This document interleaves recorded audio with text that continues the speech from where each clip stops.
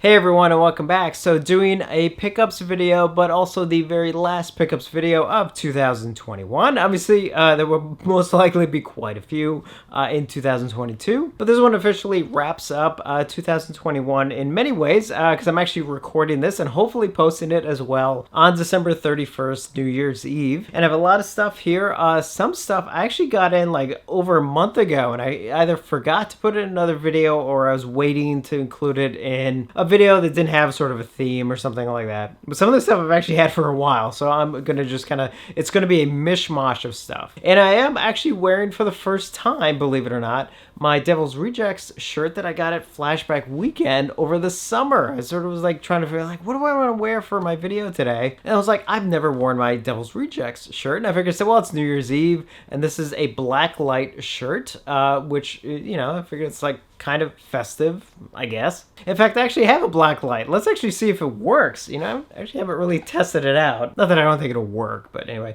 Now, granted, this is not a very good black light, so I don't know how this is going to work. I don't know if you can even pick up on camera. I may have to turn out a couple lights, but let's just see real quick. So there's the shirt. Let's see. I got the black light on it. And yeah, let me turn out a couple lights. All right, so here's the black light on the shirt. I hope you can kind of see it okay in the camera. As you can tell, let's pick it up.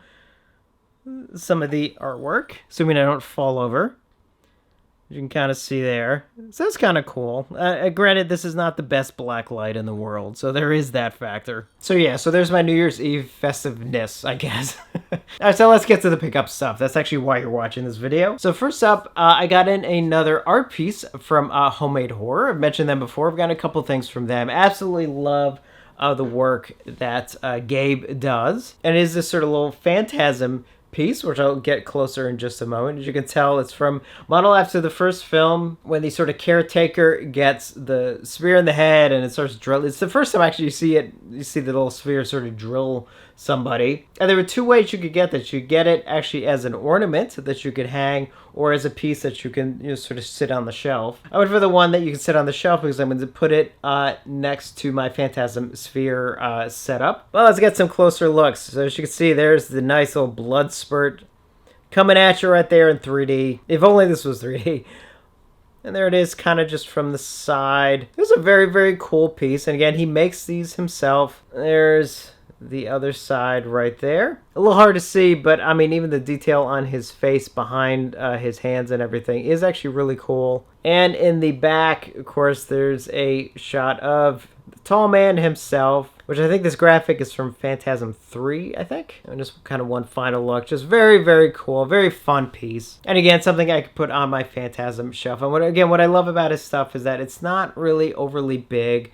Very easy to put on a shelf and display it with other things. So definitely looking forward to seeing what he does next year. And again, that's Homemade Horror. You can find him on Facebook and on Instagram. So next up, I found this cool book at Half Price Books, but I also saw it a little bit later at Barnes & Noble. So I don't know if it's on Amazon. I'll link it in the description below if you want to take a look at it. And it's this book on A Clockwork Orange. And what's cool about it, and it's just a cool book on the making of, with obviously a lot of, you know, behind the scenes, not just information, but pictures and stuff. And I got to be a little careful about what I can show, because actually this book does show some of the stuff I can't show. You know, just some like really awesome behind the scenes photos. See if there's just one cool one I can kind of show that doesn't, that won't get me in trouble. Yeah, that I can't show. That I can't show. That I can't show.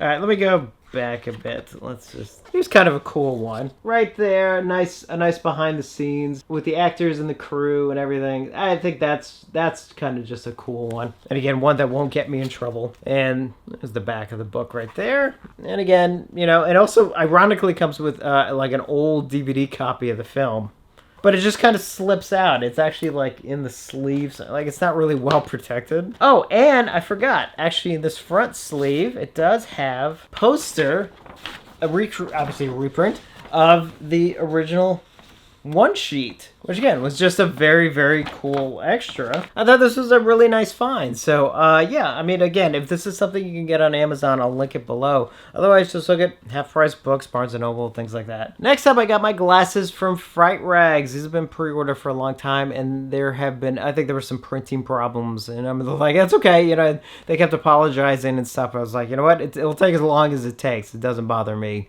I just want it to be right, but they did finally come in, and these are the American Werewolf in London pint glasses, which you can see there, the slaughtered lamb, named after the pub at the beginning of the film. Absolutely love their glasses. So obviously when they were doing an American Werewolf one, naturally I had to get it. I did get two, so I do have one more. And let's see, what should I go to next? Let's do some music, actually. So some of you know I have quite an interesting, varied interest in music. Obviously, film music is, I would say, probably my number one type of favorite music. And underneath that, I love all kinds of music. Probably like 80s music, heavy metal music, alternative music. And one of my favorite bands is Depeche Mode. So I got this actually deluxe set that just came out, I think, like 2 months ago or something. It's actually two things. It's a documentary that was made, I think, in the mid-90s or something, which I actually have not seen, so I'm looking forward to actually checking it out. And this version came also with the CDs from the concert that I believe is in the documentary. And I'm going to try and open it up real quick. So it here's actually a description. So it comes with a Blu-ray, 2 DVDs, and 2 CDs. So it comes with all kinds of stuff. So it comes with this massive cover that I think houses all the discs here. So it's got the Blu-ray, which is here, and then the 2 CDs of all the songs there from the concert are in the center, and then down here on the end are 2 DVDs, and I believe one has a documentary, and then the other DVD I think has like a bunch of extras and stuff. It also comes with a poster for it, which is 101, the movie, if I forgot to mention that before, which I don't think I did, so I'm sorry. It's called 101, Depeche Mode 101, and just comes with this little mini kind of photo. It's literally just a couple pages of just a couple of photographs from the concert and everything. And as if that wasn't enough, it also comes with a bigger book on the concert with a bunch of photos on the inside. Just a whole bunch of stuff from, I think it's actually photos from not only the concert, but the making of the documentary as well. So I'm happy to have this. Looking forward to diving into it, because as mentioned before, I'm actually a big fan of theirs. Next up, I did get a Nintendo Switch game, one I've wanted for a very long time. I just didn't want to pay full price, because it's kind of one of those, it's one of Nintendo's own games, and it's like, yeah, they don't really go on sale that often. Or when they do, it's not for like a ton. And this actually went for under $40. You know, it's usually 60, sometimes 50 if you're lucky. But it went below $40. I decided to go ahead and grab it. And that is just Mario Kart 8. And just there's the inside with the little tiny Switch cartridge. It's kind of one of those ones where it's just like, you either get it right away, or like me, you wait a really long time until you finally pick it up for a sale price. Next up, the only movie I've gotten in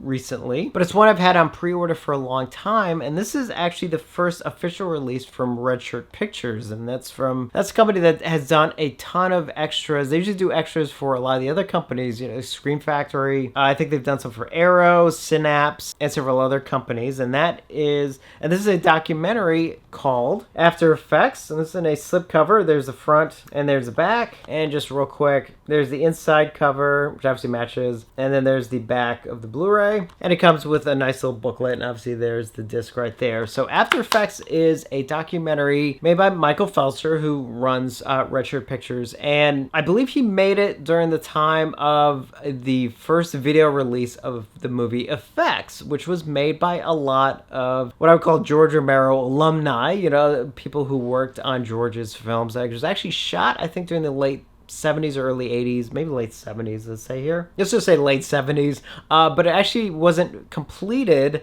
until about 2005. And in 2005, he made this documentary, or he filmed it anyway, and it finally got released, and it's called After Effects. And they interviewed just a ton of people who obviously had a lot to do with George Romero and stuff. So even on the cover here, they talked to John Harrison, Joe Pilato, Tom Savini, George Romero himself. I'm really excited to actually check this out. This just came in, so I've been waiting on it for many, many months. God, I can't even remember when I pre-ordered this. Like, I think maybe back in May or something. I don't know if it was that long ago, but it was definitely a while ago. So happy to finally have it. Okay, so just 2 things left.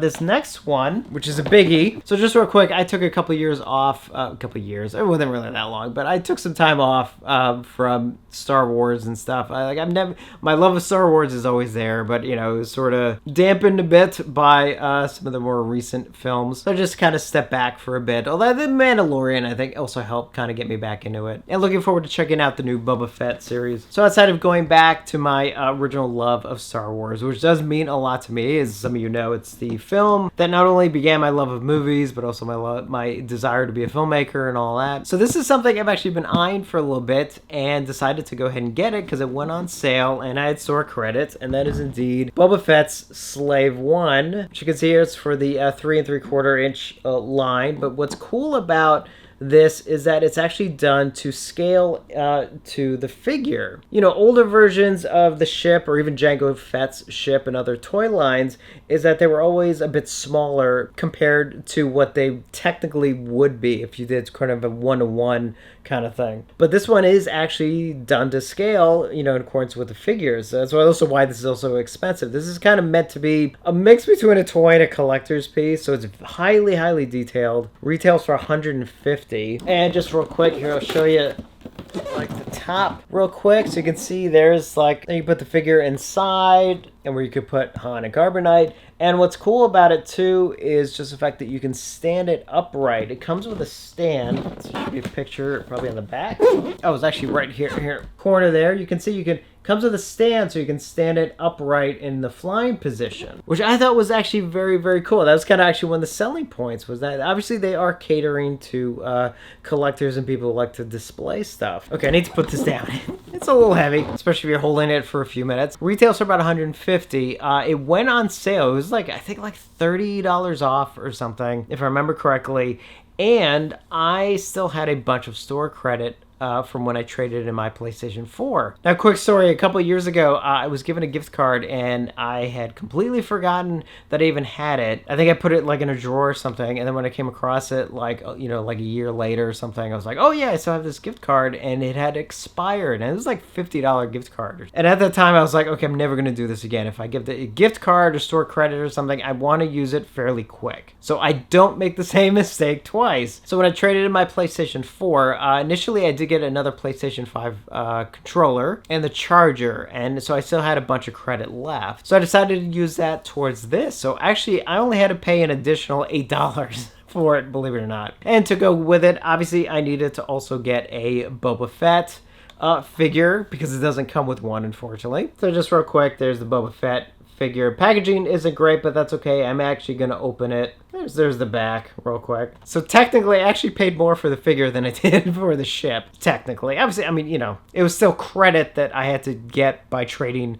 in a very expensive game system, but you know. Yeah. So anyway, I actually haven't even opened it yet because I'm actually creating a Star Wars display. It's not going to be in this room. It's going to be just outside this room. Now, if you guys want me to actually do an official unboxing of that when I'm ready to set up the display, and then I can show you what it looks like in the display, just let me know, so when the time comes, I will actually record that. And then finally, the last bit for 2021, the last thing for this video, and this actually just did come in, and that is indeed a piece that I got for both filmmaking and for work, so it's a work expense, and it is my very first. It's the DJI Mini 2. Never had a drone before, so if I needed any drone work, I usually had to hire somebody for a day. But I was like, one of these days, I definitely want to get my own drone. It just makes the most sense. Now, I don't have a lot of experience myself with drones, and I wouldn't need them that often, so I decided to go with one that was very, very portable and would be a little bit easier to learn. You know, down the line, as I become more comfortable, I can always upgrade to one of the more larger ones that can do more and, you know, I think shoot at like higher bit rates and things like that. But for right now, this is actually perfect for what I need. Now, I have the batteries charging. I haven't even had a chance to use it before. You know, I got to charge the batteries and learn how to use it properly. But if you can't tell from the box, the Mini is indeed mini. Look at this thing. It's quite small. In fact, here, I'll just kind of open it up for you so you can see it in all its glory, but you'll see it's not very big at all. And indeed, here it is. You can tell it's not very big, but it's perfect. And this is one that, even despite its size, it's supposed to actually handle really, really good, even in some like very windy conditions. So yeah, I'm very excited to start kind of getting into more drone stuff. And I know a lot of you have left comments, especially over the last couple months, about wanting me to do a little bit more of like the camera stuff that I'm into and the filmmaking stuff. And that is definitely something I want to start doing more in 2022. I have a couple of videos that are kind of a little bit more specific on like camera gear and stuff. So yeah, once I kind of get more into this, you know, because I really want some of these videos to really start to be a little bit more cinematic. I mean, stuff like this, you know, I'm going to keep it simple. It's just me sitting here, like when I do the news ones, you know, with the little updates on movie releases that are coming out and stuff like that. Like those don't need anything fancy, but other ones I actually do want to start sort of expanding some of the stuff that I do. So yeah, hopefully start seeing some more drone stuff to come in the near future. And there's a case you can put to kind of keep the blades protected when you're not using it. But look how small this is. Like, this will easily fit in my camera bag. So super, super happy to finally have a drone. Just got to figure out how to actually really use it. You know, it's like, I don't think that's that hard, but you know. So that's it for this pickups video. Indeed, the very last one for 2021. And the next one that'll kick off 2022. Probably be another week or two. Got a couple things that I think haven't shipped yet, but should be shipping soon. I think, in fact, even my Severn order, I think, is finally shipping. And I do have something potentially coming next year in a couple weeks actually, which is going to be pretty huge for this room, but I don't want to jinx it yet, so I don't want to mention anything else because it still may not happen, but just as a heads up, because if it does happen, I cannot wait to share that with you guys. I'm super excited for the potential that I could have it. Now, between now and then, do keep an eye out for a couple of videos that I am working on that are about basically this past year. Some of my favorite collectibles, some of my favorite releases, some of the ones I'm looking forward to next year, some movies that I hope we get released next year. You know, I mean, ones that potentially could actually happen. So, you know, we'll see. So keep an eye out for that. And as always, I really appreciate everything that you guys do. Oh, and one other thing, actually, before I forget, I'm actually working on a graphic for a t-shirt for next year. It's not one that's self-indulgent, you know, it's not like just me, you know, it's not like a picture of me or anything. It's actually, I think, something that, well, when you see it, I think you guys will appreciate it. Just something fun I wanted to try. So more on that coming up. But again, as we enter the new year, I just want to say thank you to all of you. And as always, thank you for watching, and I will see you on the next one.